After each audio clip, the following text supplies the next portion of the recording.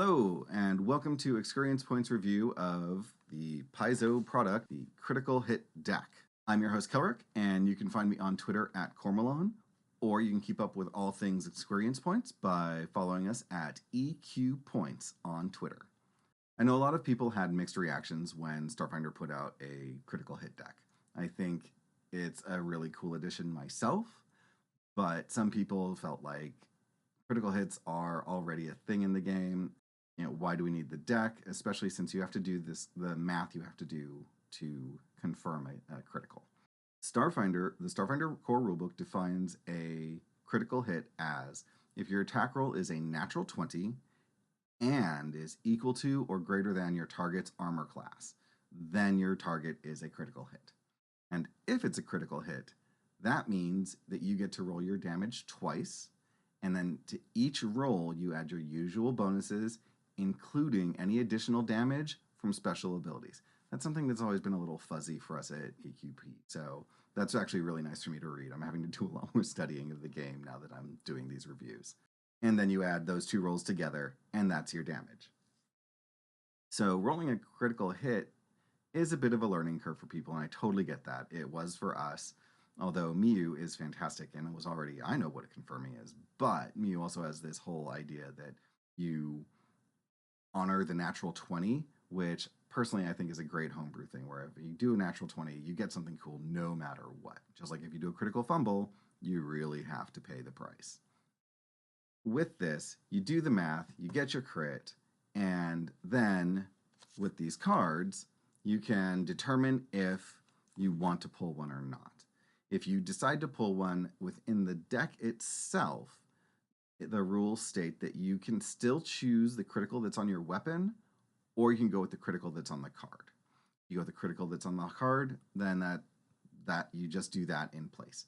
And so you have options, and I really like options because roleplay is so important, and being able to choose which you're doing, what direction you're going to take your critical is just kind of fun, and I really, really enjoy that. All right, so let's get to the cards specifically. The cards have your standard damage types. They have energy, which is the top one. They have kinetic, which is the second, and then spell is your third. They also have a fourth option, which is the extreme option. And the extreme option is actually pretty cool. It has a small limitation in whether you can use it or not, in that if it says extreme whatever type of damage, you have to do that type of damage. So like the card that I have showing, extreme slashing is the damage. So if you didn't do slashing damage, the extreme option is not open to you. But you can still use the kinetic damage. And if it's at extreme acid damage, if your spell or whatever, you had an acid doshko or whatever, then whatever the acid is, then you could use the extreme option instead of one of the other three. And it is in place of the other. It is not in addition to. So that's an important thing to know. But you get the idea. The icons are really great to, once you start going through the deck and start learning them, they're just nice to have. You're like, oh yeah, spell. Okay, I see it. You also know the placement, so it's just a nice little touch they've added.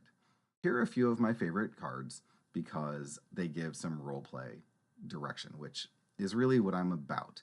ExQueerience Points is super driven by that, and I love that this deck helps in that area. It's like, oh, all right, I've gotten a crit, and it is energy damage, and the energy damage is, in this case, sudden dental need, which means the target loses any bite attack and suffers a 20% miss chance until healed, which brings us to another definition. The Critical Hit Deck defines healed as an effect that lasts until healed, ends once the recipient gains hit points equal to the damage dealt by the attack. So in this case, if it isn't actual damage that like a Mystic or Healing Serum Mark 1 or 2 or whatever does for you, then you have to wait until you can regain that damage from you spending a resolve point and getting your stamina back. So can be a big deal, which I really like because a critical should be a big deal. But it also gives you sudden dental needs. So then you get to role play that, you're mad because you lost your tooth and so you go after this person or your teeth. Or you roleplay that your character can't speak because everything is garbled and mumbled, and that always adds just that little bit of flavor, which is super fun. Anything that encourages roleplay, I'm totally down for, and I think everyone should enjoy. So, yeah, I really like this one, and I also really like this next one, which for EQP, this would be absolutely you are the target of everything I do for the rest of our time. The one I'm talking about is the energy ruined my shirt, and it gives a great bonus effect, which I'll talk to in a second. But the role play options here, like in EQP, we have a NPC on our ship who is a tailor because we all want to look good. You ruin our shirt, and that is definitely going to make you the target of all of our attention for the rest of this encounter. If you survive, for the rest of the game. So anyway, that's just how that is. But the cool thing about this one is the Ruined My Shirt gives a bonus effect.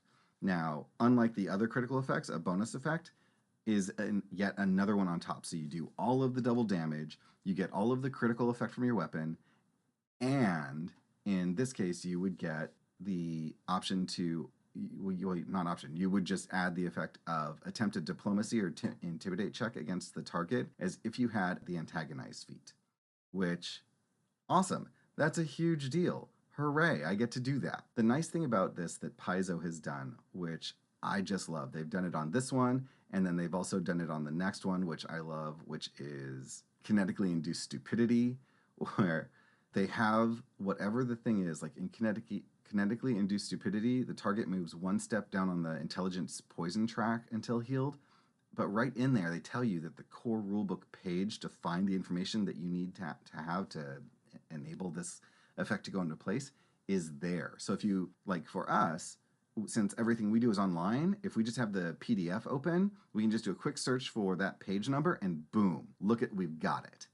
But if you're playing at a table, you have your rulebook and then it's just flip to that page, read it, and go. So it really cuts down on the amount of time that it takes you out of game, away from the role play, away from the adventure that you're trying to create, which I love. Paizo, thank you so much. That is brilliant. I think everything should be as referential as possible, and it's beautiful.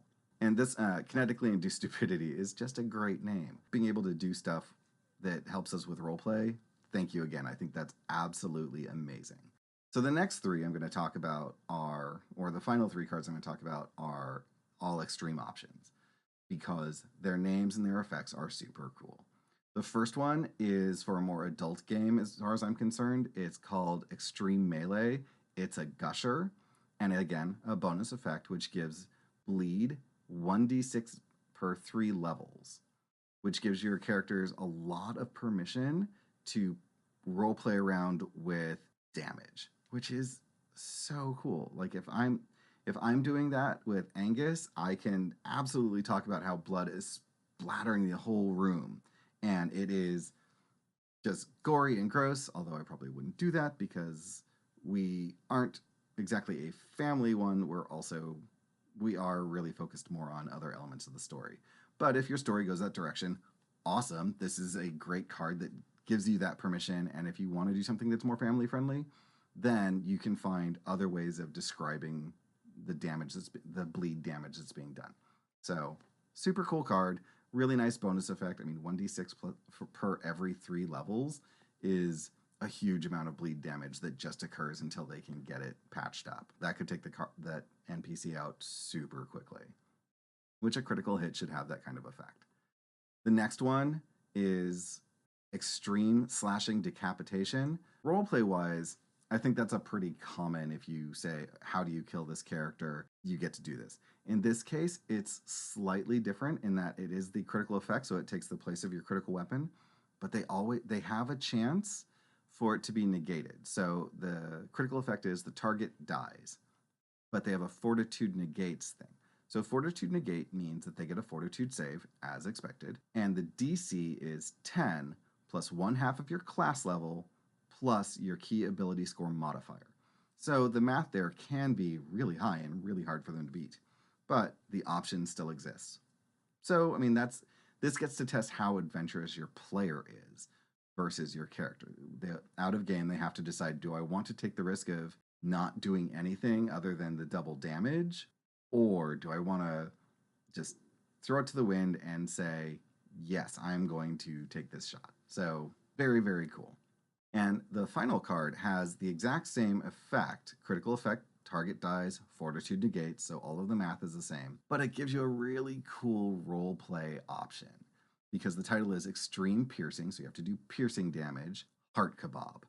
Having your character define what a heart kebab is a really great way to get them in and key them to, okay, I'm not just gonna come in and cut someone's head off, or I'm not just gonna stab them in the chest. I'm gonna stab them in the chest and create this heart kebab thing, and then it just becomes a fun way of interacting. So those are my favorite cards. There are a ton more, and the names are all really great for roleplay stuff. Check them out. At a cost of about $11, they're just a really fun addition to your game. Highly recommend them. And if you want this deck, just keep your eye on ExQueerience Points, listen to the podcast, and in May of 2019, we will be ending Season 1 and working towards setting up our Season 2 arc. We will be giving away everything that I am reviewing. That'll be a core rulebook, it's the Critical Hit Deck, it's a condition card deck, it's the new Starfinder box set, it's going to be a lot of cool stuff, and we will have directions on how you can, win these from us by whatever we say during the month of May. So tune in, and that's it for ExQueerience Points. I hope you enjoyed, and we will see you soon.